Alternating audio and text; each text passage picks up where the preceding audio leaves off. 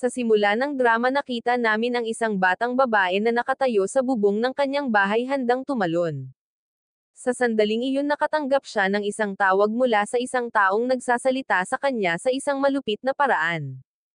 Kinakausap niya ang taong iyon habang umiiyak. Sa kabilang banda nakita namin ang isang batang babae na hinahanap ang kanyang ama. Nakita niya ang batang babae na tumalon sa bubong. Nang maglaon nalaman natin na ang batang babae ay ang ina ng batang babae. Susunod ipinakita na ang maliit na batang babae ay lumaki at nagising na natatakot mula sa parehong panaginip. Ito ang babaeng lead si Shunayan na hindi makapagsalita. Pagkagising niya bumagsak ang mga mata niya sa isang pahayagan na nagsasabing nagtatangkang magpatiwakal ang asawa ng CEO. Sa susunod na eksena dumating ang madrasta ni Shunayan upang salubungin siya. Sinabi niya kay Shunayan ang kumpanya ng iyong ama ay nahaharap sa isang krisis sa pananalapi na pinipilit siyang magbenta ng ilang bahagi at bilang isang resulta ang paaralan ng iyong ina ay ibinebenta din. Si Shunayan gamit ang kanyang sign language ay nagsabi ang paaralan ay hindi maaaring ibenta dahil ito ay pag-aari ng aking ina at ang aking ama ay walang karapatan dito. Hinding-hindi ko hahayaang may benta ito. Sagot ng madrasta, kung hindi ka naniniwala sa akin sumama ka sa akin at kausapin mo ang iyong ama. Anyway matagal na rin nung huli mo siyang nakilala. Pumayag si Shunayan na sumama sa kanya. Pagkaupo pa lang niya sa kotse nakita siya ng bodyguard ng stepmother at nawalan siya ng malay bago siya dinala sa ibang lugar. Sa susunod na eksena inilagay si Shunayan sa isang kama sa isang silid. Nang magkamalay siya laking gulat niya nang makita ang sarili sa isang kwarto. Narinig niya ang pag-uusap ng kanyang madrasta at ni Mr. Zhao. Ang sabi ng madrasta, tingnan mo natupad ko na ang aking pangako. Ngayon ay dapat kang mamuhunan sa aming kumpanya. Idinagdag niya magsaya sa iyong sarili sa silid tulugan dahil ang aking anak na babae ay hindi makasigaw at maaari mo siyang tretuhin kahit anong gusto mo. Tapos tumawa siya. Pagpasok ni Mr. Zhao sa kwarto walang tao. Lumabas siya para hanapin si Shunayan ngunit nakatago na ito sa wardrobe. Sinubukan niyang tumakas ngunit nakita siya ng isang gwardya. Samantala nakikita namin ang pangunahing lalaki si Ming. Iniinom ng isang waiter ang kanyang pagkain sa ilalim ng tagubilin ng kanyang tiyuhin. Ang plano ay magpadala ng isang batang babae sa silid ni Ming ngunit ang batang babae ay dumating ng huli. Dahil sa droga nagsimulang masama ang pakiramdam ni Ming. Kasabay nito si Shunayan na tumatakbo mula sa mga gwardya ay nauwi sa pagkakamaling ipinadala ng waiter sa silid ni Ming na ipinapalagay na siya ay isang puta. Nilock ng waiter ang kwarto mula sa labas. Tinanong siya ni Ming, anong ginagawa mo dito? Nag-type si Shunayan sa phone niya, hinahabol ako. Tulungan mo ako. Sinabihan siya ni Ming, umalis ka. Tumanggi si Shunayan na pumunta para sa kanyang kaligtasan. Galit na sabi ni Ming, umalis ka dito, hindi mo ba naintindihan? Sa sandaling iyon nagsimulang magkabisa ang gamot at naakit si Ming kay Shunayan nang makita ang kanyang katawan. Sinusubukan niyang buhatin siya sa kama at pilit na hinahalikan. Ang eksenang ito ay near-record ng drone camera. Kinagat ni Shunayan ang kamay ni Ming na naging sanhi ng pagdugo nito. Nang makita ang dugo nahimatay si Ming at si Shunayan ay nakatakas mula sa silid. Sa sumunod na eksena isang reporter ang nagpapaliwanag, this group is joining their company's CEO who is Ming. Sa sandaling iyon lumabas si Ming sa sasakyan. Pagkatapos ay pumasok si Ming sa opisina, umupo sa silid ng pagpupulong at sinabi sa lahat ang mga dokumentong ito ay para sa pagsusuri. Kaya kung patawarin ang lahat ng mga pagkakamaling nagawa sa nakaraan. Nagtitiwala ako na gagawa ka ng isang mahusay na desisyon. Nang matapos ang meeting ay umalis na si Ming. Kasunod nito si Hong na tiyuhin ni Ming ay nagalit ng husto at sinabing ang batang ito ay sinusubukan akong bugbugin. Pagkatapos ay tinawag niya ang isang batang babae at tinanong siya, ginawa mo ba ang gawaing sinabi ko sa iyo? Inimbestigahan mo ba si Ming? Dahil ngayon na ang panahon para turuan siya ng leksyon. Sa susunod na eksena nakita namin si Shunayan na pauwi na kung saan nakaupo ang kanyang ama at madrasta. Sa sandaling iyon tinanggal ni Shunayan ang isa sa kanyang sapatos at hinampas nito ang kanyang madrasta. Ang kanyang ama galit ay nagsabi sa kanya na baliw ka na ba? Nanay mo siya. Bilang tugon gumamit siya ng sign language para sabihing inagaw ako ng baliw na babaeng ito at inihagis sa kama ng isang tao. Halos hindi ako nakatakas sa buhay ko. Pagkatapos ay sinimulan ni Shunayan na sakalin ang kanyang madrasta. Pumagitna ang kanyang ama at hinayla siya palayo. Sabi ng stepmom niya wala akong ginawa. Hinatid lang kita para makilala si Mr. Zhao. Pagkatapos nito sinabi sa kanya ng tatay ni Shunayan siya ang iyong madrasta. Hindi kanya sasaktan. Dito sinabi ni Shunayan kung ayaw mong magtiwala sa akin tingnan ang CCTV footage ng hotel. He scolds her and says I have to go to the office now. Magiging abala ako. Haharapin kita pagbalik ko. Pagkatapos ay sinabi ni Shunayan ayos lang ako. Pero bakit mo ipinagbibili ang paaralan ng aking ina? Hindi ko hahayaang gawin mo ito. Dito galit na sagot ng kanyang ama huwag mong banggitin ang pangalan ng nakakahiyang babaeng iyon sa harap ko. Sumagot si Shunayan hindi ko nanay si Shameful. Itong babaeng ito. Galit na galit ang kanyang ama sinampal siya at sinabing umalis ka. Sa kabilang banda nakita namin ang katulong ni Ming na nagsasabi sa kanya noong araw na iyon sa hotel binalak ng iyong tito Hong na magtimpla ng pagkain mo. Pagkatapos noon pinapunta rin niya sa kwarto mo ang isang babae. Ipinakita niya ang isang larawan ng babae ngunit sabi ni Ming hindi ito ang batang babae na pumunta sa aking silid. Magsiyasat ng maayos. Pagkarinig nito umalis ang katulong. Kinabukasan tinanong ng ama ni Shunayan si Miss Lee ano ang sinasabi ni Shunayan. Nagpapanggap siyang inosente at sinabing paano ko malalaman. Hindi ko kayang gawin ang isang bagay sa kanya. Galit na tanong niya sabihin mo sa akin ang totoo. Dito sinimulan niya itong akitin hinayla siya palapit at sinabing gusto ni Mr. Zhao si Shunayan. Sinabi niya sa akin na kapag nakuha niya si Shunayan mamumuhunan siya sa aming kumpanya. Galit na galit sinabi ng kanyang ama sinusubukan mong ibenta ang aking anak na babae. Sagot niya hindi ngunit isipin mo ang iyong sarili. Sino pa ba ang magkakagusto sa kanya? Siya ay pipi. Sa ganoong kaso ang pagkagusto sa kanya ni Mr. Zhao ay isang magandang bagay. Sa sandaling iyon dumating ang stepsister ni Shunayan at ipinakita sa kanila ang mga larawan ni na Shunayan at Ming na naging viral sa social media. Sinabi ni Miss Lee sa ama ni Shunayan tingnan mo sinabi ko sa iyo na si Shunayan ay hindi inosente. Siya ay katulad ng kanyang ina. Sa sumunod na eksena sinabi sa kanya ng tiyuhin ni Ming nasira ang reputasyon mo at naging playboy ka. Magbitiw sa posisyon ng CEO dahil naging viral ang mga larawan mo kasama ang nakakahiyang babaeng iyon. Sagot ni Ming pero sinong nagsabing nakakahiya siya? Fiancé ko siya. Inilihim ko ang relasyong ito pero ngayong nalantad na ang lahat magsasagawa ako ng press conference ngayon at lilinawin ang lahat sa mga mamamahayag. Nang maglaon ibinigay sa kanya ng assistant ni Ming ang lahat ng impormasyon tungkol kay Shunayan. Ipinaalam niya kay Ming ang ina ni Shunayan ay nagpakamatay sa kanyang pagkabata at si Shunayan ay hindi makapagsalita. Sa kabilang banda iniinsulto siya ng madrasta ni Shunayan sa bahay na nagsasabing nakatingin ka kay Ming. Nakakahiya ka kasing nanay mo. Sumagot si Shunayan pinalayas mo ang aking ina sa bahay. Alam ko lahat. Nakakahiya ay hindi ang aking ina, ikaw pala. Ang kanyang madrasta ay gumawa ng isa pang plano ang mga gamot kay Shunayan at pinilit siyang sumakay sa isang kotse upang siya ay dalhin. Nakita ito ni Ming at sinimulang habulin ang kotse. Ibinigay ni Ms. Lee si Shunayan kay Mr. Zhao na sinubukang salakayin siya sa kanyang sasakyan. Sinipa siya ni Shunayan tumakas mula sa kotse at tumakbo palayo. Iniligtas siya ni Ming at dinala sa kanyang tahanan.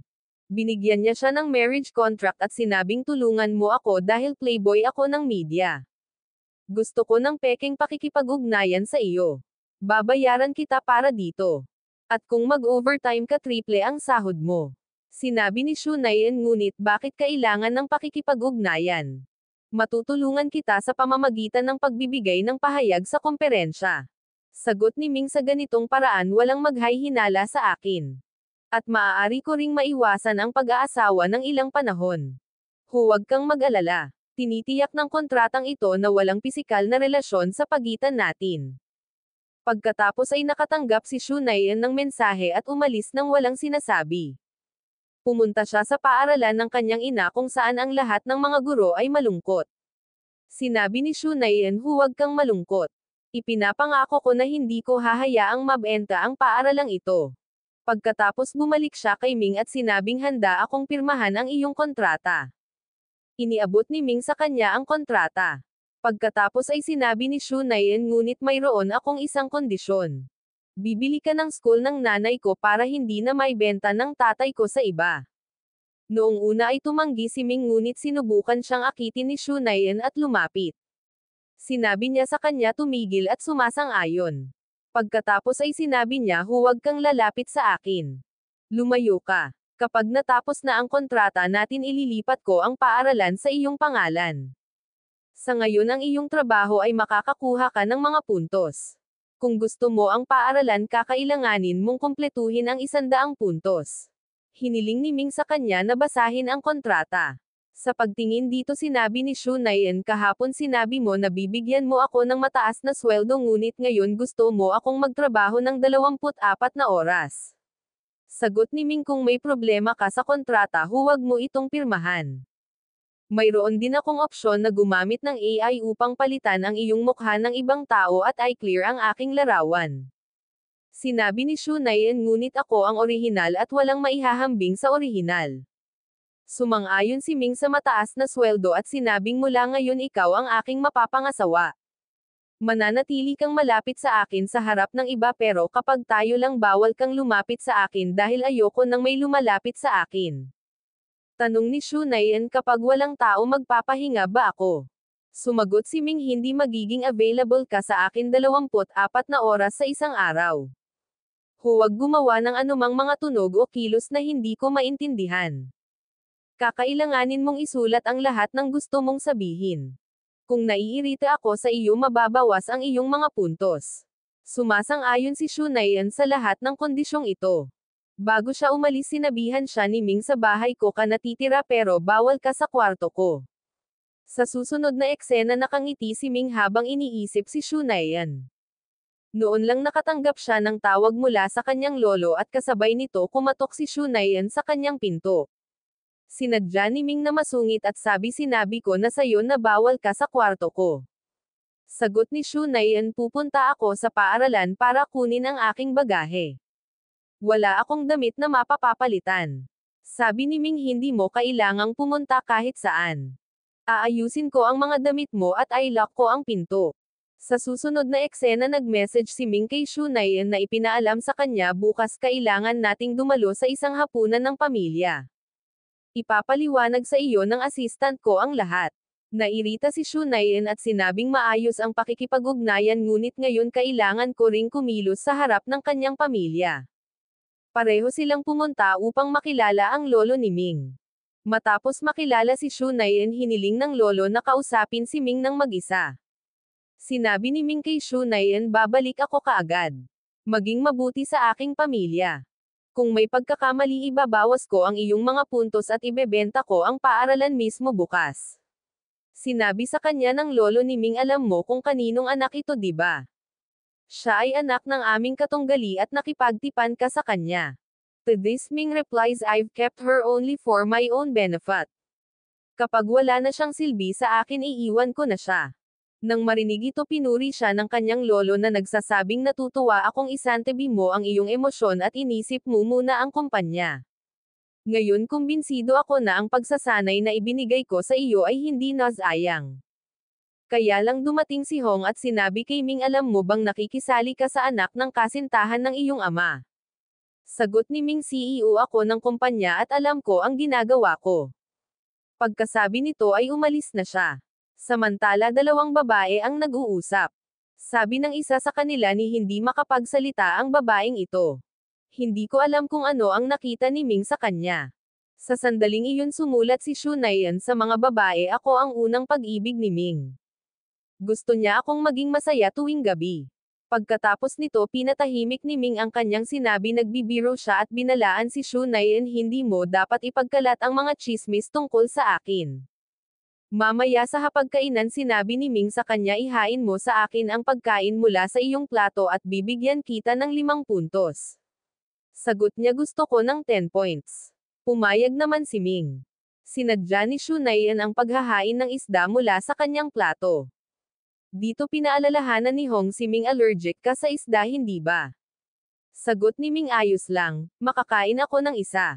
Pagkatapos ay ibabawas niya ang kanyang 10 puntos. Nang makita ito naisip ni Shunayan sa palagay ko ay hindi ako makakakuha ng buong puntos.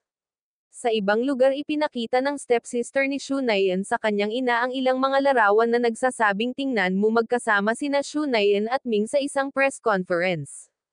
Pagkatapos nito galit na sinabi ng kanyang madrasta parang ina parang anak. Nagpalipad siya ng gabi kasama si Ming. Hinding-hindi ko hahayaang magpakasal siya sa pamilyang ito. Galit na siya sa amin at kung magkakaroon siya ng kapangyarihan hinding-hindi niya kami patatawarin.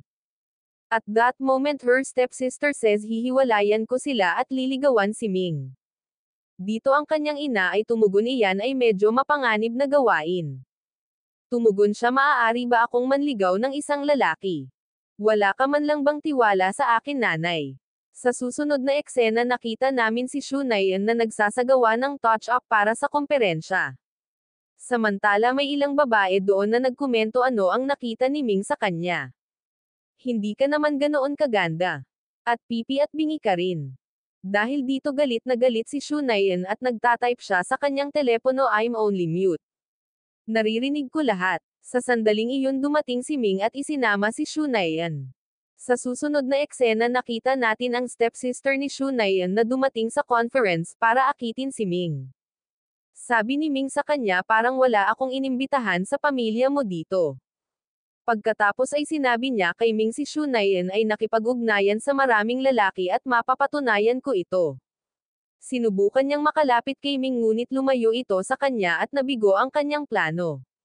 Si Ming at Shunayan pagkatapos ay magkasamang pumunta sa press conference. Doon sabi ni Ming inilihim ko ang aking relasyon kay Shunayan ngunit ang media ay nagpakalat ng napakaraming chismis tungkol sa amin kaya kailangan kong ihayag ang aming relasyon sa publiko. Biglang ang mga telepono ng lahat ay nakatanggap ng ilang nakakahiyang larawan ni Shunayan kasama ang ibang lalaki. Lumilitaw din ang mga larawang ito sa telepono ni Ming at nakikita rin sila ni Shunayan.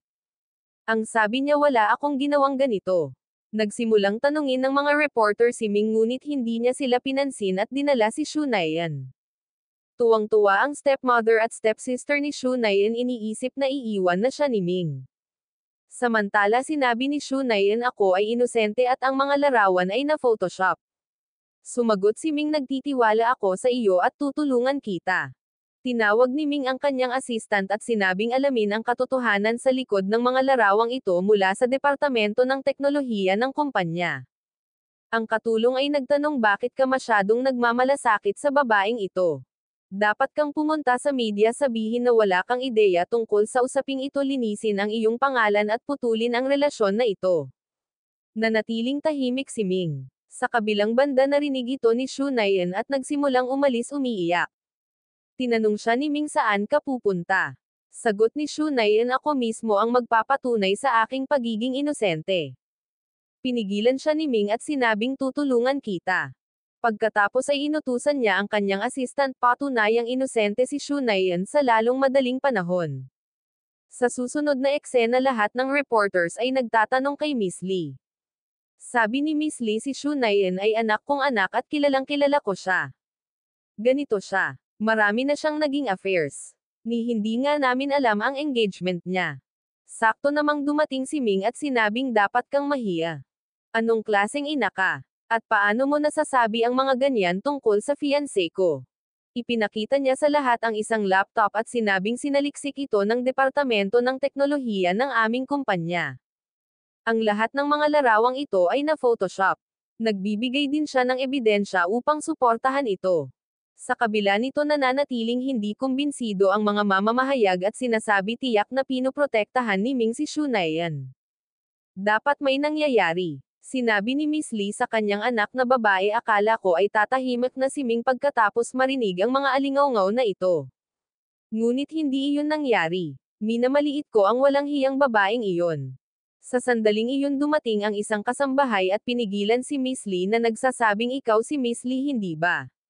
Sa susunod na eksena pumunta si Ming kay Shu Nayan at sinabing ngayon huwag ay stress. Nilinis ko na ang pangalan mo sa harap ng media. Si Shu Nayan ay nagpakita sa kanya ng heart sign bilang tugon. Sagot ni Ming, huwag mong intindihin ito. Wala akong pakialam sa'yo. Ginawa ko lang ito para hindi mo isipin na isa akong walang pusong tao. At sa lahat ng ito binabawasan kita ng 50 points dahil pinaghirapan mo ako at sinayang mo ang oras ko. Iniisip ni Shu Nayan sa sarili, back to 0 points na naman ako. Sa susunod na eksena sinabi ng kasambahay kay Miss Lee, ngayong ikasal ka na kay G. Shu, dapat mong tuparin ang iyong pangako. Narinig din ni Shu Nayan ang pag-uusap na ito. Sagot ni Miss Lee na ibigay ko na sayo ang lahat. Huwag masyadong matako ngayon. Ang sabi ng kasambahay, kung hindi kita tinulungan noon hindi mo na sana mapapangasawa si Mr. Shu. Sa sandaling iyon dumating ang katulong ni Ming at sinabi kay Shu Nayan na hanap ko na ang iyong pitaka at ibinigay ito sa kanya. Pagkatapos ay tinanong siya ni Shu Nayan, maaari mo ba akong ipakilala sa kasambahay dito?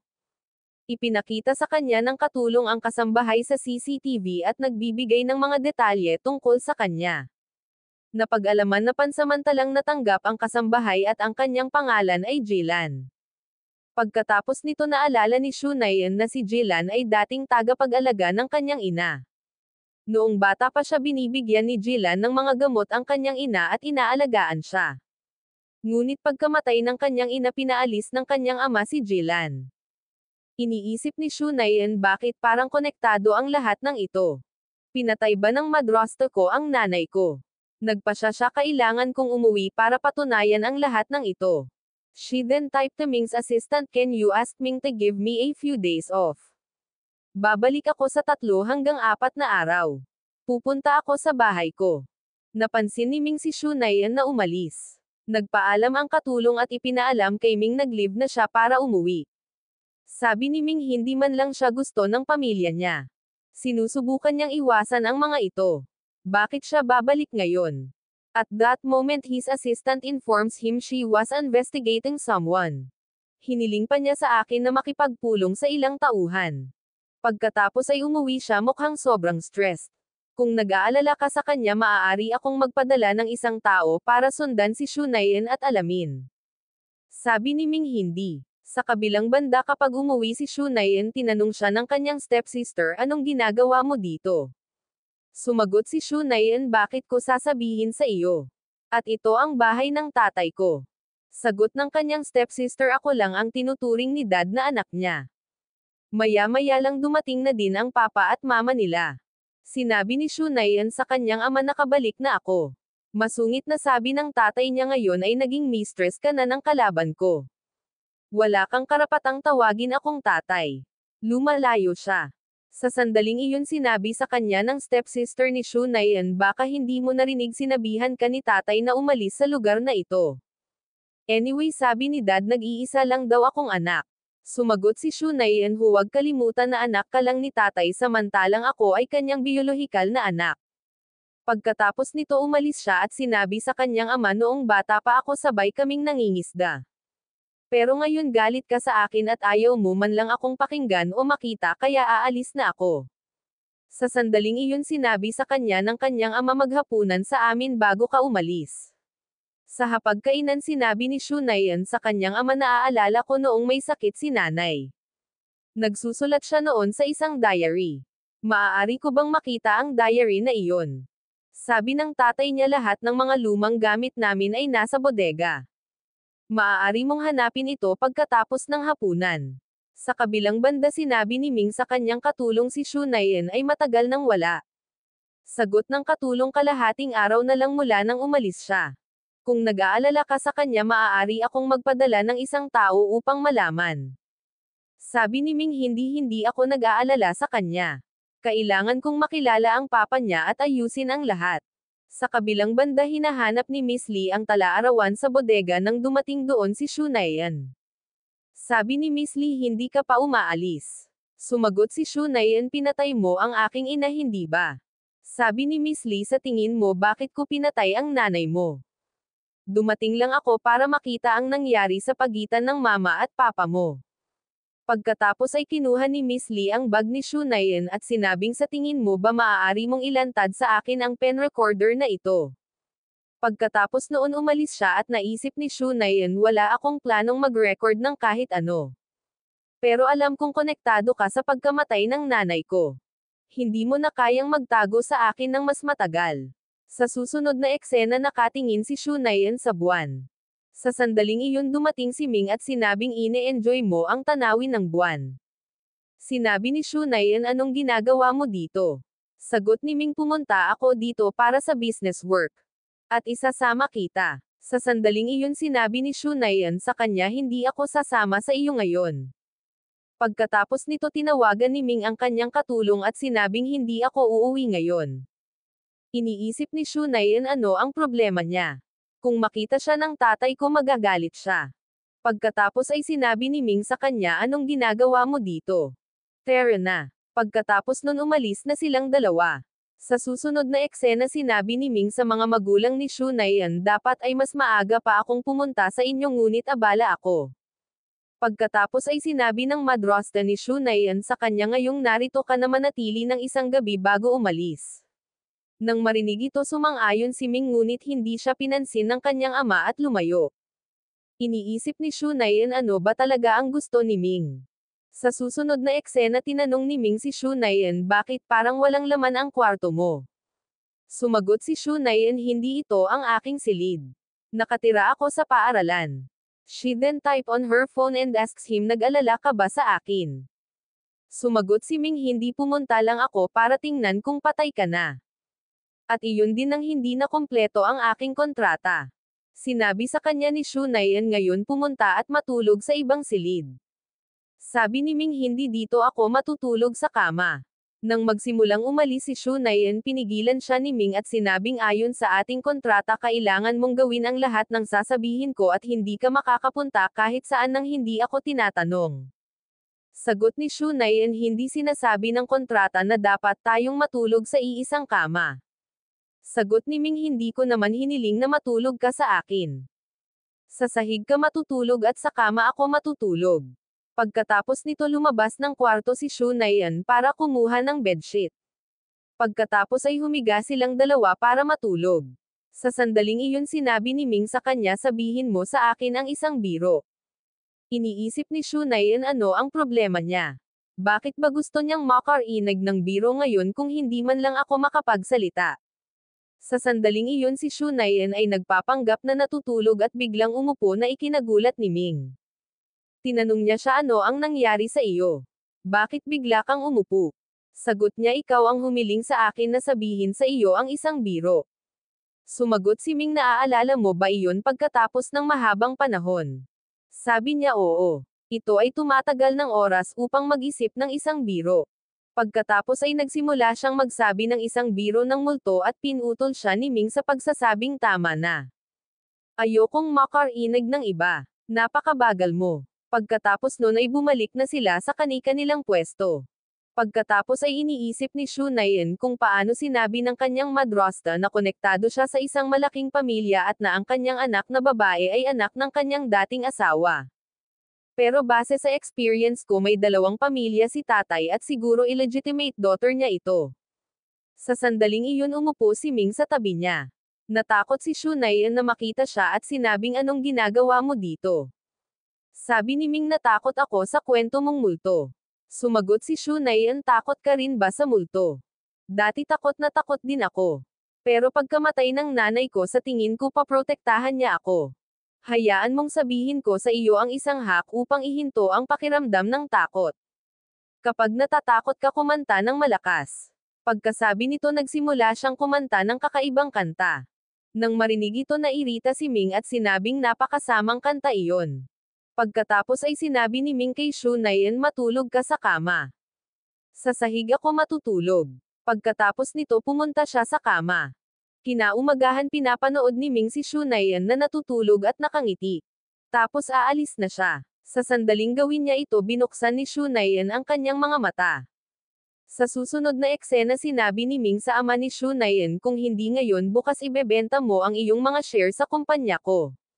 Ngunit sa panahong iyon hindi na ako mag-aalok sa iyo ng parehong presyo na inaalok ko ngayon. Si Mr. Shu ay nagsimulang umalis ngunit dumating si Shu Nayan. Sinabi ni Ji Shu sa kanya kaya ito ang dahilan kung bakit ka pumunta rito. At iyon ang dahilan kung bakit mo ako kinakausap ng maayos. Pagkatapos nito tinanong ni Shu Nayan si Ming tungkol saan ang lahat ng ito. Sabi ni Ming sa kanya kinausap ko ang tatay mo tungkol sa pagbebenta ng shares. Iyon lang. Kung saan tumugon si Shu Nayan bakit mo ginawa ito. Ngayon ay iisipin niyang mali ako. Hindi ko kayang sirain ang relasyon namin ni Papa. Sa susunod na eksena ang tatay ni Shu Nayan ay nangingisda ng masprain ang kanyang likod. Dumating si Shu Nayan para tulungan siya. Iminungkahi niya na pumunta sa doktor. Sabi ni tatay hindi. Ipapamasahe ako ng nanay mo at magiging maayos ako. Pagkatapos ay ipinaliwanag ni Shu Nayan sa kanya hindi mo naiintindihan. Hindi ko kasama si Ming. Nais ko lamang ang pinakamahusay para sa iyo. Dapat mong ibenta ang iyong mga bahagi sa kanya dahil nag-aalok siya sa iyo ng mas maraming pera. Sa sumunod na eksena dinala ni Shu Nayan ang kanyang ama para makipagkita kay Ming. Sinabi ni Ming sa kanyang ama nagdagdag ako ng dagdag na pera. Dito sumagot ang tatay ni Shu Nayan sumasang-ayon ako sa mga tuntunin ng kasunduan ngunit mayroon akong dalawang kondisyon. Hindi mo tatanggalin ang sinumang empleyado sa aking kumpanya. Lahat sila ay matagal ng empleyado at ayokong mawalan sila ng trabaho dahil sa akin. At ang pangalawang kondisyon ay mag-host ka ng isang seremonya kung saan opisyal kung ililipat ang mga shares sa iyo. Pumayag naman si Ming. Pipirma na sana si Mr. Shu nang dumating ang kanyang madrasta at sinabi sa kanya huwag gawin ito. Ang kumpanyang ito ay itinayo ng may matinding pagsisikap. Hindi mo maaaring ibenta ito. Pumunta dito si Shu Nayan na may ganitong motibo. Dahil dito pinagalitan siya ng tatay na nagsasabi alam ko kung ano ang ginagawa ko at hiniling na umalis siya.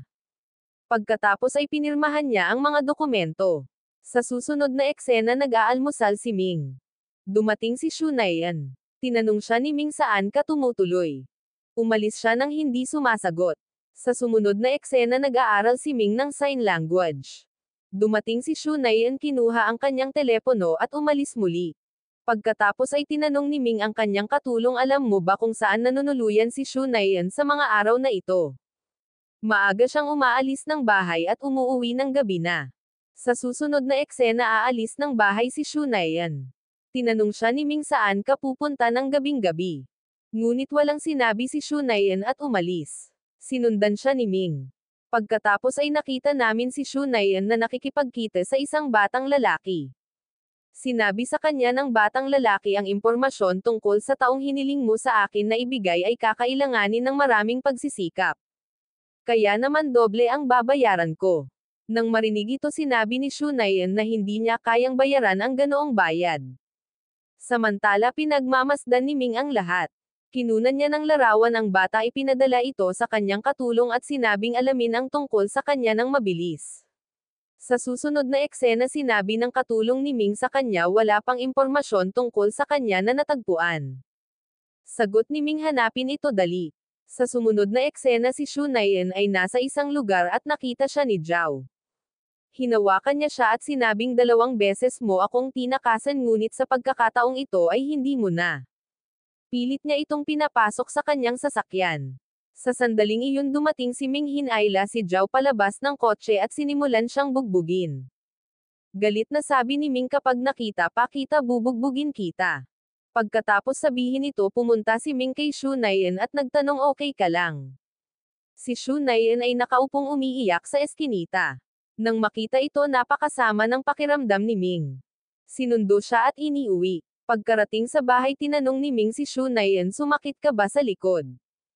Tingnan ko. Tumanggi si Shu Nayan. Pero sabi ni Ming wala akong gagawin. Tingnan ko kung ikaw ay malubhang nasugatan. Papahiran kita ng gamot o pupunta tayo sa doktor. Nang marinig ito sumang-ayon si Shu Nayan. Nilagyan ni Ming ng gamot ang kanyang likod at sinabing ano ang ginagawa mo doon sa oras na iyon. Ano kaya ang gagawin ko kung may nangyari sa'yo? Alam mong masasamang tao lang ang pumupunta doon. Kung hindi ako nakarating doon sa tamang panahon, hindi ko maisip kung ano ang maaaring nangyari sa iyo.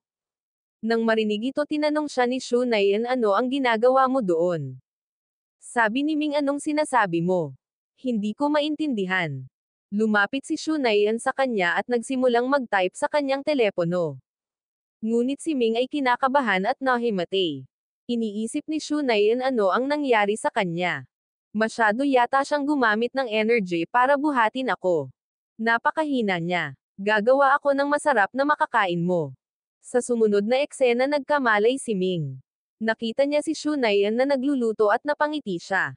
Inihain sa kanya ni Shunayan ang pagkain at sinabing, ginawa ko ang sopas na ito para sa iyo. Napakalusog nito dahil napakahina at nangangailangan ng maraming enerhiya. Pagkatapos ay tumawag si Ming mula sa kanyang assistant na nagsabi sa kanya ang lalaking nakilala ni Shunayan ay isang pribadong tiktik. Hiniling sa kanya ni Shunayan na imbestigahan ang kanyang madrasta, ngunit ang kanyang mga bayarin ay masyadong mataas na hindi mabayaran ni Shunayan. Kaya tumanggi siyang magpatuloy sa imbestigasyon. Sabi ni Ming sabihin sa kanya na ipagpatuloy ang imbestigasyon at magbabayad ako. Pagkatapos ay nakatanggap si Sean Ian ng mensahe mula sa tiktik na nagsasabing, nahanap ko na ang mga detalye ng taong tinanong mo. Nang marinig ito, naging napakasaya ni Sean Ian at nagpasalamat sa kanya. Sa susunod na eksena, tinanong ni Ming si Sean Ian, saan ka pupunta? Sagot ni Sean Ian, sasama ako sa iyo sa seremonya. Sabi ni Ming, akala ko hindi ka sasama kasi kinukuha ko ang shares ng pamilya mo. Sumagot si Sean Ian, sabi ni tatay, magiging malaking kaganapan ang seremonya kaya sasama rin ako sa iyo. Tanong ni Ming, bakit may damit ka sa kamay? Sagot niya, akin na doon na ako magbabago. Pagkatapos ay dumating si Ming at Sean Ian sa party. Lumapit si Sean Ian sa kanyang madrasta at humingi ng paumanhin na nagsasabing, marami akong sinabi sa iyo sa galit noong araw na iyon kung saan gusto kong humingi ng tawad sa iyo sa harap ng lahat. Nagpapanggap si Miss Lee sa harap ng lahat na mahal niya si Sean Ian. Sa sandaling iyon, binuhusan siya ng alak ni Sean Ian, humingi ng paumanhin at sinabi, ang damit na ito ay espesyal na ginawa para sa akin ni Ming, dapat mong isuot ito. Pagkatapos ay umalis siya kasama si Sean Ian. Nang makita niya ang damit, ito ay isang maikling damit at nagulat siya. Pagkatapos ay sinabi ni Sean Ian sa kanya, may naaalala ba sa iyo ang damit na ito? Let me tell you one more thing, ang may-ari ng damit na ito ay pinangalan ng Miss Lee. Tinanong ni Miss Lee, ano ang gusto mo? Sumagot si Sean Ian, alam kong isa kang babaeng punong abala at hindi mula sa isang marangal na pamilya. Ang anak mo ay biological daughter din ng tatay ko dahil bago pa man ang kasal mo nagpalipas ka ng gabi kasama ang tatay ko at hindi iniwan ng tatay ko ang mama ko para sa iyo. Samantala si Ji Shu ay nagbibigay ng talumpati. Biglang lumabas sa LCD screen sina Miss Lee at Sean Ian. Sinabi ni Miss Lee kay Sean Ian, oo, isa akong hostess at ang tatay mo ang nagtago ng aking pagkakakilanlan. Nabaliw siya sa akin, nagmamakaawa na tanggapin ko ang pagmamahal niya. Nagsimulang mag-away ang dalawa at sinimulan ni Miss Lee si call si Sean Ian na nagsasabing, kailangan kitang ipadala sa parehong lugar ng iyong ina. Pagkatapos nito, inutusan ng tatay ni Sean Ian na patayin ang LCD. Nilapitan niya ang asawa at sinabing, anong nangyayari dito? Tapos tinanong niya si Miss Lee, anong sinasabi mo kanina? Nagpanggap si Miss Lee na inosente. Nang malaman ng tatay ni Sean Ian na ito ang plano ni Sean Ian na ilantad ang kanyang madrasta sa harap ng lahat, nagalit siya. Alam ni Sean Ian na walang pakialam ang kanyang ama kundi ang kanyang reputasyon. Sa sandaling iyon, sinubukan siyang sampelan ni Miss Lee, ngunit hinawakan ni Ming ang kanyang kamay. Sinabi niya sa ama ni Sean Ian pagkatapos suriin ang mga bank statement ng kumpanya na tuklasan ko, marahil ay hindi mo alam, ngunit ang iyong asawa ay naglipat ng malaking halaga ng mga pondo sa mga dayuhang account at nag-claim din ng ilang bahagi sa kanyang pangalan. Pagkatapos ay tinanong niya ang kanyang asawa, ano ang pagkukulang mo upang gawin mo ang lahat ng ito sa akin? Dito nagpapanggap siyang inosente. Pagkatapos nito, umalis siya na nagsasabi, lalabas ako upang dumalo sa aking mga panauhin at hindi ako mag-aalok ng anumang paliwanag tungkol sa iyo. Iligtas ang sarili mong dignidad. Sa sandaling iyon sinimulan siyang hampasin ng madrasta ni Sean Ian ngunit pumagitna si Ming at hinayla siya palayo kay Sean Ian. Kasunod nito ang kanyang anak na babae ay nagalit. Kumuha siya ng kutsilyo at sumugod papunta kay Sean Ian para salakayin siya, sinabing hindi kita patatawarin. Nangyayari ang lahat ng ito dahil sa iyo. Ngunit sa sandaling iyon pumasok si Ming. Nagkaroon siya ng maliit na hiwa sa kanyang kamay at nahimatay nang makakita ng dugo. Nang makita ito kapwa natakot ang mag-ina. Sa sumunod na eksena tinanong ni Sean Ian ang katulong ni Ming bakit ang dali niyang himatayin. Paliwanag ng assistant, may blood phobia si Mr. Ming. Hindi niya matitiis ang makakita ng dugo at iniiwasan niyang maging masyadong malapit sa sinuman. Pagkatapos ay ipinakita ang isang flashback kung saan si Ming bilang isang bata ay nakikita ang isang pulutong ng mga tao na nakatayo sa labas ng kanilang bahay na humihingi ng pera sa kanyang ama. Kasabay nito isang bangkay ang nahulog mula sa gusali. Nagising si Ming sa gulat at niyakap ng mahigpit si Sean Ian. Sa sandaling iyon ipinakita ang isang close-up shot ng dalawa na medyo romantiko. Nang maglaon dumating ang ama ni Sean Ian upang salubungin siya at ipinaalam sa kanya ang aking anak na babae ay inaresto ng pulisya dahil sa pag-atake kay Ming gamit ang isang kutsilyo. Pakipirmahan ni Ming ang mga papeles na ito, nakikiusap ako sa iyo, sabi ni Sean Ian sa kanyang ama, pipirmahan ko ang mga papel kung papayag ka sa aking dalawang kondisyon. Hiwalayan mo muna ang asawa mo, pangalawa ilipat mo lahat ng ari-arian mo sa pangalan ko. Kapag nadala mo na ang mga dokumento sisiguraduhin kong pipirmahan ni Ming ang mga papeles sa pag-areglo. Pumayag naman ang papa niya at umalis na. Sa susunod na eksena sinabi ni Ji Shu sa kanyang asawa, kailangan nating maghiwalay. Nagsisimula siyang umiyak at sinabing ayoko ng ganito, huwag mo akong iwan. Dito paliwanag niya kapag ang aming anak na babae ay nailigtas mula sa pagkulong at ang mga papeles sa pag-areglo ay pinirmahan ni Ming, maaari na kaming mamuhay ayon sa gusto namin. Pero sa ngayon kailangan nating maghiwalay. Sa susunod na eksena pinirmahan ni Ming ang mga papeles sa pag-areglo at sinabing ngayon ay may gusto rin ako. Dito sabi ni Sean Ian, gagawin ko ang lahat para sa iyo. Lumapit si Ming sa kanya kaya kinabahan si Sean Ian. Ngunit nagsimula siyang tumawa at sinabi itigil ang pagpapanggap na natatakot ngayon. Nag-aaral ako ng sign language at mula ngayon mag-uusap na lang kami sa sign language. Pagkatapos dadalhin na ni Sean Ian ang mga papel sa kanyang ama. Samantala si Ming ay nagsasanay ng sign language at tinanong siya, pupunta ka ba mag-isa? Dagdag niya, reply sa akin in sign language lang. Paliwanag ni Sean Ian sa kanya at sabi ni Ming, masyado kang mabilis, hindi ko maintindihan. Pagkatapos ay tumingin siya sa isang libro at sinabing, sinasabi mo ba na ito ay isang usapin ng pamilya at hindi ako dapat makialam? Fine, kaya mo namang pumunta mag-isa. Sa susunod na eksena pumunta si Sean Ian sa kanyang bahay. Sabi sa kanya ng kanyang ama, narito ang mga papeles at dokumento ng diborsyo na kailangan mo. Nang makita si Ms. Lee nagtanong siya ano pa ang ginagawa niya rito. At sabi, ilayo mo siya dito. Pagkatapos ay nagsimulang umalis si Sean Ian. Pinigilan siya ng kanyang madrasta, umiiyak at sinabing tungkol ito sa kinabukasan ng aking anak, mangyaring ibigay sa amin ang mga papeles sa pag-areglo. Tinulak siya ni Sean Ian at sinabing, naawa ka ba sa nanay ko? After what you did to her, I can never wish anything good for you. Sabi ng papa niya sa kanya, nagalit ka, nagpakamatay ang mama mo. Sumagot si Sean Ian, hindi pinatay niya ang aking ina. Sa sandaling iyon dumating ang katulong ni Ming kasama ang kasambahay at sinabing pinapunta siya ni Mr. Ming dito. Pagkatapos ay sinabi ng kasambahay sa tatay ni Sean Ian ang buong katotohanan. Sinuhulan ako ni Lee at pinapalitan ako ng mga gamot. Pinilit din niya ang iyong dating asawa na wakasan ang kanyang buhay. Pagkatapos marinig ito, itinulak ni Ji Shu si Ms. Lee at sinabing, hindi ko akalain na magagawa mo ang lahat ng ito. Hindi na tayo makakasama. Anyway, finalized na ang divorce namin. Sa sumunod na eksena nakatayo si Sean Ian sa terrace umiinom at inaalala ang kanyang ina. Sa sandaling iyon dumating si Ming at ipinapalagay na malapit na niyang wakasan ang kanyang buhay.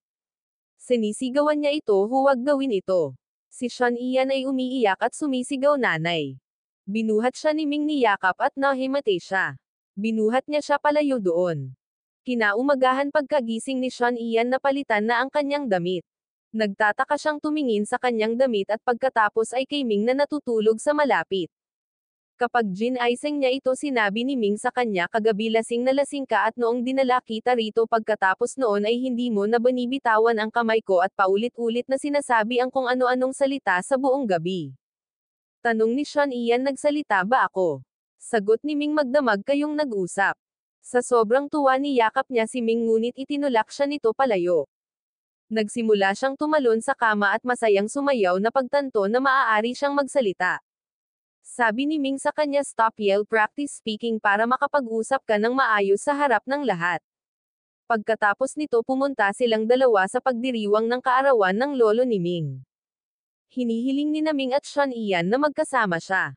Nang makitang nagsasalita si Sean Ian nagulat ang lolo at nagtanong maaari ka bang magsalita. Sumagot si Sean Ian oo. Ang sabi ng lolo kay Ming hindi mo na kailangan ang babaeng ito. Natupad na ang layunin kung bakit ka nakipagtipan sa kanya. Ngayon ay dapat kang makipaghiwalay sa kanya at isipin ang tungkol sa pagpapakasal sa iba. Nagdadahilan si Ming bilang tugon. Sa susunod na eksena ang lolo ni Ming ay naghihiwa ng cake at hiniling kay Sean Ian na kainin ito. Pero sabi ni Sean Ian allergic ako sa cake. Kung kakainin ko ito magkakaroon ako ng mga pantal. Nang marinig ito ng lolo ay medyo nagulat. Tapos sabi sa kanya ng assistant niya hindi ka ba nakakapagtaka na si Sean Ian tulad ni Mr. Hong ay allergic din sa cake. Dito ang sagot ng lolo oo nabigla din ako nang makita iyon. Pagkatapos nagutos siya ng DNA test para kay Sean Ian at sinabing walang dapat makaalam nito. Gayunpaman naririnig ni Hong ang lahat. Sa sumunod na eksena nasa sasakyan si Ming at Sean Ian. Sabi ni Sean Ian kumpleto na ang kontrata namin. Sagot ni Ming oo bukas ibibigay ko sa iyo ang mga papeles ng breakup.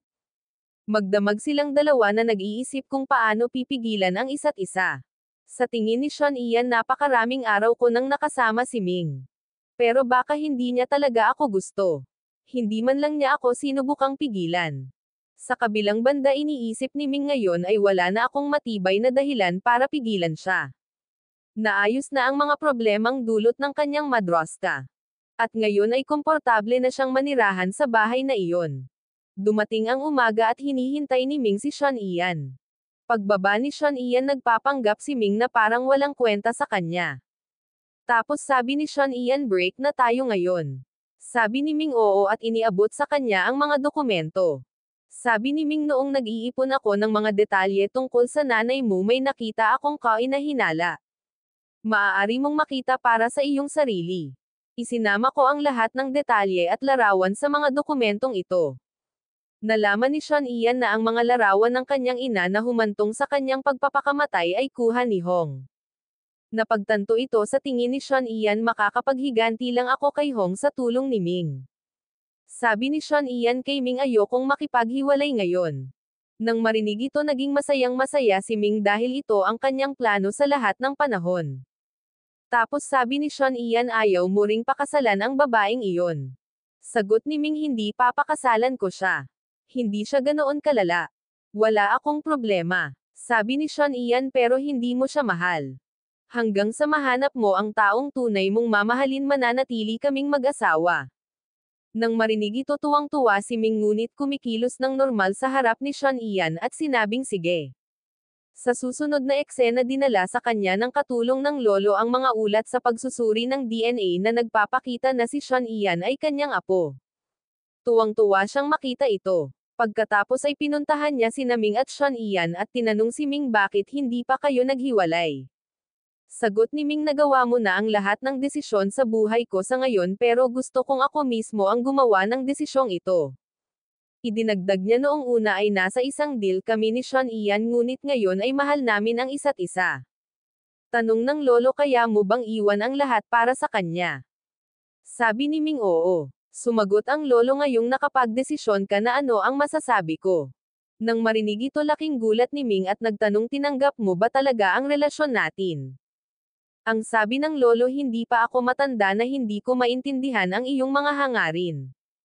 Sa kanyang pag-alis sinabi niya kay Sean Ian mula ngayon tawagin mo akong lolo. Nang marinig ito naging napakasaya ni Sean Ian.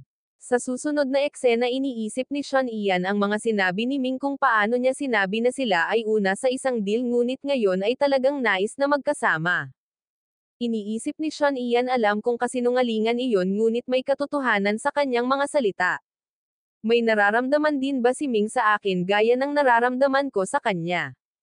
Pagkatapos ay natauhan siya at sinabing ano ba ang iniisip ko? Kailangan kong tumutok sa aking layunin. Kailangan ko lang linisin ang pangalan ng aking ina.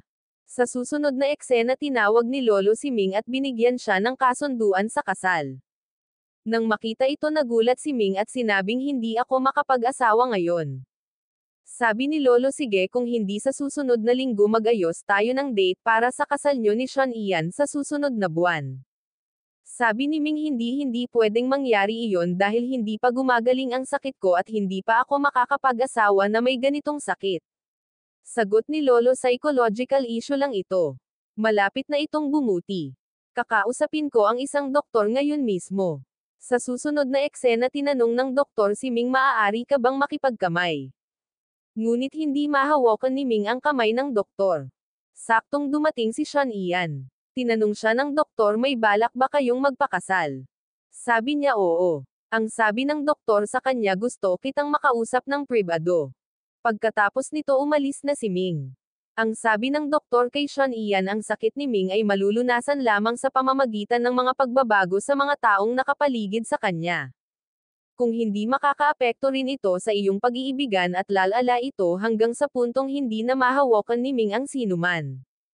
Pagkarinig nito nagpasya si Sean Ian tiyak na tutulungan ko na si Ming dahil lagi akong tinutulungan ni Ming. Sabi niya turn ko na ngayon. Sa kabilang banda iniisip ni Ming akin ang doktor pero ano ang pinagsasabi niya kay Sean Ian. Pumunta siya kay Sean Ian at nagtanong saan nagpunta ang doktor. Sabi ni Sean Ian umalis na siya. Pagkarinig nito sabi ni Ming marahil ay naramdaman niyang hindi na ako makakabuti. Kaya naman siya umalis. Tapos sabi niya ano na ang mangyayari. Ibig sabihin ba nito ay mamamatay na ako ngayon? Humiga siya sa sopa nagsimulang umiyak at sinabing ano na ang mangyayari. Hindi pa ako kasal. I don't want to die so soon at wala pa nga akong anak. Sa sandaling iyon pinatahimik siya ni Sean Ian at sinabing ikakasal ka at magkakaroon ka rin ng mga anak. Agad na umupo si Ming at sinabing nagbibiro lang ako. Pagkatapos ay lumapit si Sean Ian sa kanya napakalapit. Napapikit si Ming. Biglang umatras si Sean Ian at naging masaya dahil hindi nahimatay si Ming. Sinabi niya sa kanya sinabi sa akin ng iyong doktor na manatili sa mas maraming pisikal na pakikipag-ugnayan sa iyo hanggat maaari.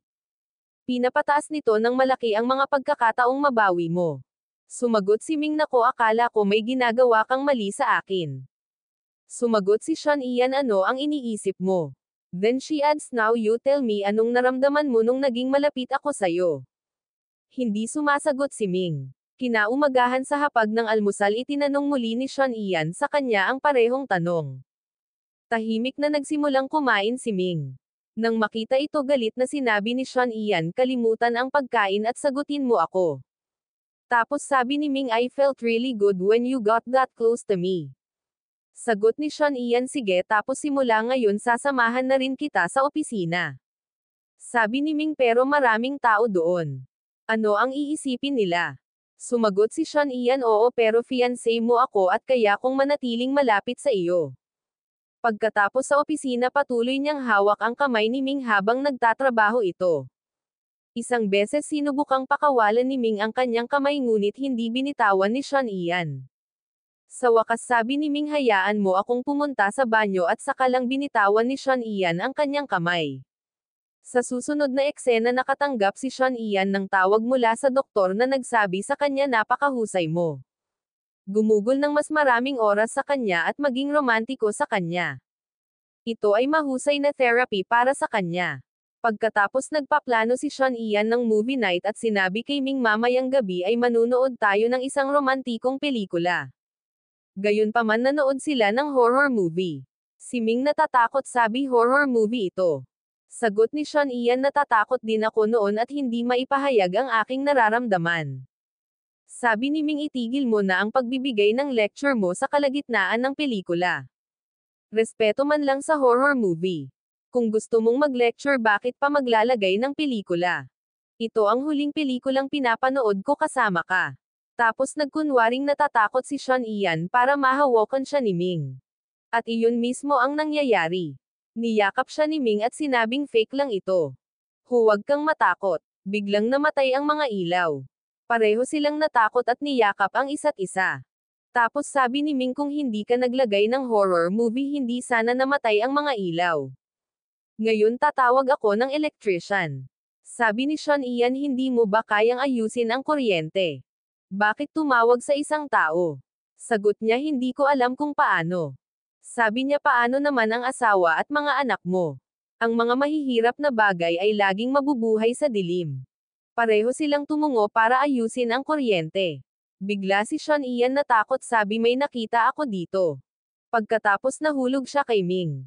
At hindi sinasadya naghalikan sila. Agad siyang bumangon at sinabing matutulog na ako. Sa sumunod na eksena sobrang saya ni Ming. At sa kabilang banda nakangiti rin si Sean Ian. Kinabukasan may kausap si Sean Ian sa telepono at sinabing oo lumabas na ako. Biglang may dumating na mga tao at pilit siyang dinadala. Samantala bumibili si Ming ng singsing na diamante. Noon lang nakatanggap siya ng tawag mula sa telepono ni Sean Ian pero galing kay Miss Lee. Sabi niya out of town ako. Kung gusto mong iligtas si Sean Ian pumunta ka mag-isa. Kung magdadala ka ng iba hindi mo makikita si Sean Ian kundi ang katawan niya. Nang marinig ito tumakbo si Ming sa kinaroroonan. Sa sumunod na eksena dinala siya ng madrasta ni Sean Ian sa rooftop. Kaya lang dumating si Ming at sinabing hayaan mo na si Sean Ian. Kahit anong gusto mo ibibigay ko sayo. Siya ay tumugon wala akong gusto ngunit ang babaeng ito ay hindi karapat-dapat na mabuhay. Katulad ng kanyang ina siya ay nararapat na mamatay. Tapos tinulak niya si Sean Ian. Agad namang hinawakan ni Ming ang kamay niya. Si Sean Ian natarante sabi pakiusap huwag mong bitawan ang kamay ko. Ayoko pang mamatay. Kasabay nito tumabi si Miss Lee tumatawa at sinabi baka dapat kayong dalawa ang mamatay ng magkasama. Ngunit sa sandaling iyon dumating ang mga bodyguard ni Ming at hinuli si Miss Lee. Kasabay nito hinayla ni Ming si Sean Ian at niyakap. Sabi ni Sean Ian sa kanya dumudugo ka. Sagot ni Ming alam mo ba kung ano ang pinakakinatatakutan ko? Ang pagkawala mo. Sean Ian I'll spend my whole life prove that no one can love you more than me. Pagkatapos ay binigyan niya siya ng singsing na diamante at nag-propose sa kanya. Sabi ni Sean Ian sa ganitong sitwasyon kapag ang buhay ng isang tao ay iniligtas paano ka magpo-propose? Sa kabila nito isinuot ni Ming ang singsing sa kanyang daliri at umuwi ang dalawa. Sa susunod na eksena sabi ni Hong isa lang ang kahinaan ni Ming at iyon ay si Sean Ian. Pagkatapos sa sumunod na eksena ipinakita si Ming na naghihintay kay Sean Ian. Dumating siya na nakasuot ng damit pangkasal at napakaganda. Tinanong siya ni Sean Ian ano ang hitsura ko. Sagot ni Ming mabigat itong problema. Gusto lang kitang makita sa damit na ito mag-isa. Ayokong may ibang tumitig sa'yo dahil masyado kang maganda. Pagkasabi nito sinubukan niya itong halikan. Pinigilan siya ni Sean Ian na nagsasabing may darating. Sumagot si Ming nases Ira na ang damit mo at sinimulang ayusin. Maya-maya lang may tumusok sa kamay niya at nagkunwaring himatayan siya. Nang makita siyang kumilos sa ganitong paraan nag-alala si Sean Ian at niyakap siya. Bigla siyang hinalikan ni Ming. Sabi ni Sean Ian grabe ka. Natakot talaga ako. Pagkatapos ay naghalikan si Ming at Sean Ian. Sabi ni Ming sana matuloy na ang kasal natin dahil excited na akong makita ka bilang nobya ko. Sa sumunod na eksena dumating si Hong sa bahay ni Ming. Tinanong siya ni Sean Ian bakit ka nandito? Sagot ni Hong may dala akong mga dokumento para sa iyo. Ito ay mga ulat sa DNA na malinaw na nagsasaad na ikaw ay aking kapatid anak ni Hong Shi. Sabi ni Sean Ian ano sa tingin mo mabaliw mo ako? Hinding-hindi kita pagtitiwalaan. Pagkatapos ay ipinakita niya sa kanya ang mga larawan ng relasyon ng kanyang ina at sinabi ang mga larawang ito ay kinuha ko. Pagkatapos nito sinigurado ng tatay ko na hiwalay na sila. Pagkatapos ay pinakasalan ng nanay mo si Mr. Shu. Pagkarinig nito naisip ni Sean Ian hindi rin inosente ang nanay ko. Sinabi tuloy ni Hong, napaka-malas mong umibig sa sarili mong kapatid. Magpasalamat ka na sinabi ko sa iyo ang totoo bago ang kasal. Kung hindi, ano ang ginawa mo? Pagkatapos nito tumakbo si Sean Ian at tinawag si Ming. Ang sabi niya, kailangan kitang makausap ng madalian. Sumagot si Ming, oo, sabihin mo sa akin ano ito. Sabi niya, magkita tayo sa bahay mo, hinihintay kita. Pagkatapos ay pumunta si Sean Ian sa kanyang ama at tinanong siya, hindi ba ako ang iyong anak? Sabi ng tatay niya, ano ang tinatanong mo? Sabi ni Yun Ian, I request you please tell me everything honestly. Buong buhay ko ay nakasalalay dito. Sagot ng kanyang ama, ang iyong ina ay may karelasyon. Hindi ko ginustong magalit ka. Sa kabilang banda umuwi si Ming at sinimulang tawagan si Sean Ian, ngunit hindi siya dumating. Hinahanap niya ang buong bahay. Tapos sabi sa kanya ni Hong, wala siya kasi nalaman niyang parte siya ng pamilya namin. Hindi siya nakatiis at umalis na siya. Tapos sabi niya, ito yung mga DNA reports na ginawa ni Lolo. Anak daw ng kapatid ko si Sean Ian, but still my father wants to marry you both. Ibig sabihin hindi ka biological son ng kapatid ko. Patuloy ni Hong, hindi mo malalaman ang tungkol dito kung hindi mo mahal si Sean Ian. Nagtanong si Ming, ano ang gusto mo? Sagot ni Hong, magbitiw lang sa posisyon ng CEO at umalis ng bansa. Manatiling masaya kasama si Sean Ian.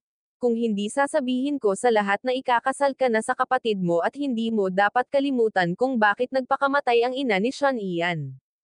Pagkatapos nito pumunta si Sean Ian sa puntod ng kanyang ina at umiiyak na nagsasabing, ina, mahal na mahal kita. Isa lang ang pangarap ko simula pagkabata, na pagkamatay mo linisin ko ang pangalan mo. At sinubukan kong gawin iyon, ngunit naligaw ako ng landas. At ngayon, ano ang dapat kong gawin? Mahal ko ang kapatid ko. Sa sandaling iyon dumating si Ming na hinahanap siya at narinig niya ang mga salitang ito. Nang makitang umiiyak si Sean Ian, nagsimula na rin siyang umiyak at umalis doon. Kinabukasan umuwi si Sean Ian at hindi pinansin si Ming, pumunta sa kanyang silid at nagsimulang mag-impake ng kanyang mga gamit para umalis. Sinubukan siyang pigilan ni Ming, ngunit hindi niya ito pinansin at nagpatuloy na umalis. Pagkatapos ay hinawakan siya ni Ming at niyakap. Nagsimulang umiyak si Sean Ian at sinabing, bitawan mo ako. Hindi na ako makakatuluyan dahil magkapatid tayo. Ngayon hindi na kami pwedeng magpakasal. Sabi ni Ming, hindi kami magkapatid. Hindi ko tunay na ama si Hong Shui. Inampun ako ni Lolo. Pagkatapos ay sinabi ni Sean Ian, ngunit gayon pa man hindi ako maaaring maging bahagi ng pamilyang iyon. Alam kong pinaghirapan mo para makarating dito at ayokong isuko mo ang lahat dahil sa akin. Sabi ni Ming, hindi ka ba makikinig sa kwento ko? Namatay ang nanay ko sa panganganak sa akin. Mag-isa akong pinalaki ng aking ama at nagsimula ng isang pabrika, ngunit pagkatapos ay mapanlin lang na kinuha ng Hong Shui ang aming pabrika. Dahil dito nahulog ang aking ama sa depresyon at nagpakamatay. Makalipas ang ilang araw, namatay si Hong Shui sa isang aksidente at inampun ako ni Lolo. Nandito ako para maghayganti at iyon ang pakay ko. Pagkatapos nito sabi ni Sean Ian, kasama mo ako, ngunit kung tutulungan kita kailangan kong sumama sa iyong pamilya bilang iyong kapatid.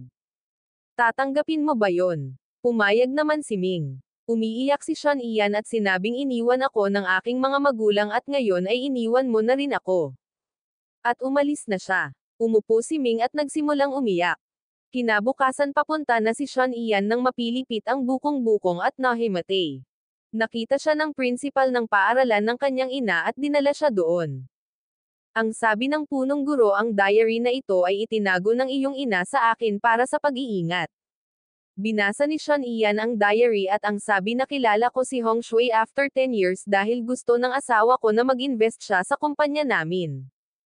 Kaya nakipagkita ako sa kanya sa isang hotel room para makipag-usap at hindi niya napigilan ang sarili niya nang makita niya ako, siguro dahil nakainom siya.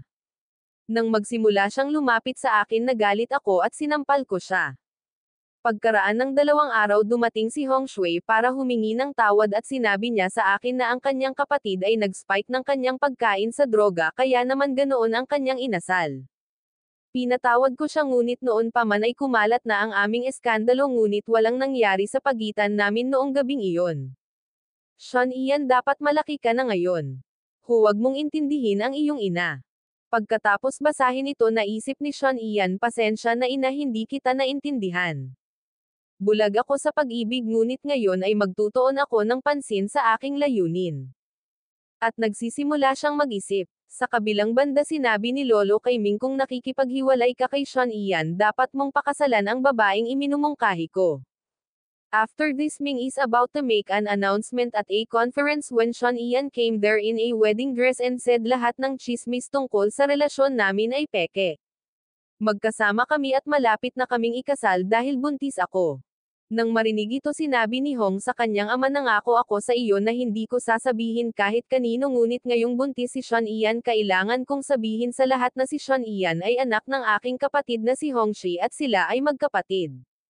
Gulat na gulat ang mga reporter at sinabing paano kaya posibleng magkapatid sila at ikakasal na sila at magkarelasyon. Pagkatapos ay ipinaliwanag ni Lolo sa lahat si Ming ay hindi biological na anak ni Hongxi. Dahil ibinunyag sa press na hindi si Ming ang biological na anak ni Hongxi, nagpasya si Lolo at lahat na si Sean Ian ang dapat gawing CEO ng kumpanya dahil siya talaga ang anak ni Hongxi. Sa puntong ito napagtanto ni Hong na bumaliktad ang lahat. Pagkatapos ay sinabi niya, hindi pinalitan ko ang mga ulat ng DNA ni Sean Ian upang ang dalawang ito ay maghiwalay at ako ay maging CEO. Dad, bakit hindi mo ako nakikita? Dito sabi ni Lolo, hindi ka karapat-dapat na maging CEO. How dare you lie? Ngunit pagkatapos ay sinabi ni Ming sa lahat, hindi ito kasinungalingan, ito ang katotohanan. Si Sean Ian ay anak ni Hongxi at sinabing matagal ko nang nalaman ito, ngunit itinago ko ito sa inyong lahat para sa sarili kong dahilan. Pagkatapos nito dumating si Sean Ian na may dalang tala-arawan ng kanyang ina at ibinunyag sa lahat ang katotohanan tungkol sa kung paano nagbigay ng droga si Hong kay Hongxi, at pagkatapos ay kinunan ng litrato ang ina ni Sean Ian na lumikha ng iskandalo sa pagitan ng dalawa. Galit na galit si Lolo kay Hong at tinanggihan siya sa kanyang ari-arian. Kinabukasan nang pumunta si Sean Ian sa paaralan ng kanyang ina, sinabi sa kanya ng isang guro na may nanalasa sa puntod ng kanyang ina. Tumakbo siya roon at gumawa si Ming ng magandang dekorasyon, nag-iwan ng note na nagsasabing mahal na mahal kita Sean Ian. Nais kong ibigay sa iyo ang bawat kaligayahan sa mundo. Just give me one more chance and I will prove to you na hindi ka nagkamali ng desisyon. Tuwang-tuwa si Sean Ian matapos itong basahin at sinimulang hanapin si Ming. Maya-maya lang ay lumitaw siya sa likod niya. Sabi niya, marami kang sinulat na mga romantikong bagay. Ano na lang ang iisipin ng nanay ko? Sagot niya, lahat ng mga pangakong ito ay binitawan ko sa iyong ina na lagi kitang aalagaan at ang iyong ina ay saksi sa ating pagmamahalan. Tapos sabi niya, will you marry me? Magiging masaya tayong magkasama tulad ng isang malakas at masayang pamilya. Pagkatapos ay sinabi ni Sean Ian, okay fine. Gumawa tayo ng kontrata habang buhay at magsisimulang tumawa. Lumuhad si Ming at naglagay ng singsing sa daliri niya. Niyakap nila ang isa't isa at tinatanggap ang pagpapala ng kanilang ina. Sabi ni Ming sa kanyang ina, lagi kong aalagaan ang anak mo. Hindi ko hahayaang malungkot siya. Si Sean Ian ay natatawa at nag-iisip, well, sa huli nahanap ko na ang matibay na pamilya na lagi kong pinapangarap. Hinawakan ni Ming ang kamay niya at tuwang-tuwa silang dalawa. Pagkatapos nito ang kwento ay nagtatapos sa isang masayang pagtatapos.